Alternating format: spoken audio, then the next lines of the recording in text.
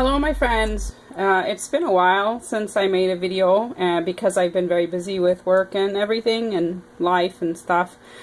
This weekend I started working on this multi-hoop design. I also got a different machine than I used to have. I really like the Brother PE 770. It's a great machine and I highly recommend it. I just recently got something with a little larger hoop size. But everything that is in this video should apply to any embroidery machine you use.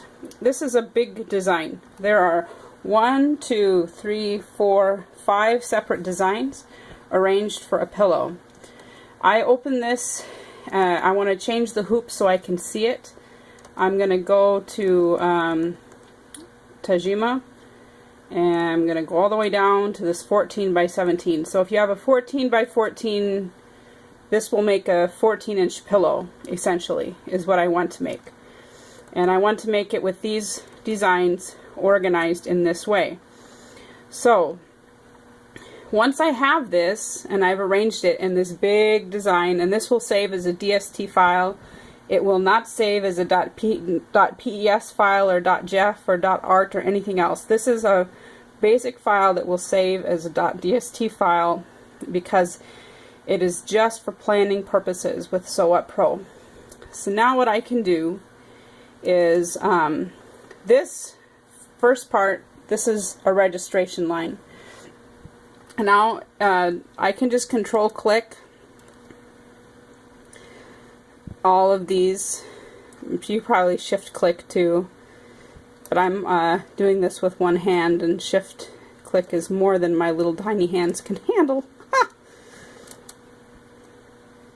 So I want to select this section, copy, new, paste, edit. I'm going to go back, sorry. Window. I want to copy my new window, paste. Now, this saves this design. I'm going to have to set it to whatever file size I want. And you're going to want to center it, because if you center it, it'll be much, much easier. Okay, and I know that this is 1 quadrant of my pillow, right? This is 1 quadrant of my pillow, quadrant, quadrant, quadrant. So now I can set my hoops to whatever hoop I'm actually using, which for this one is the RE20A. And I'm going to center it, the whole thing, in the hoop. And I can save this, right, as section 1. Cashmere pillow 1, section 1.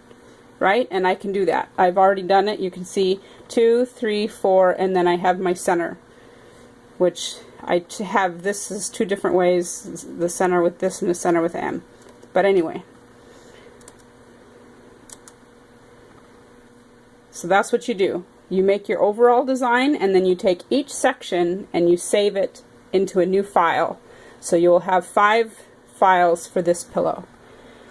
That's the first step to doing a multi-hoop design with SewWhat Pro. This design happened to already come with these registration lines.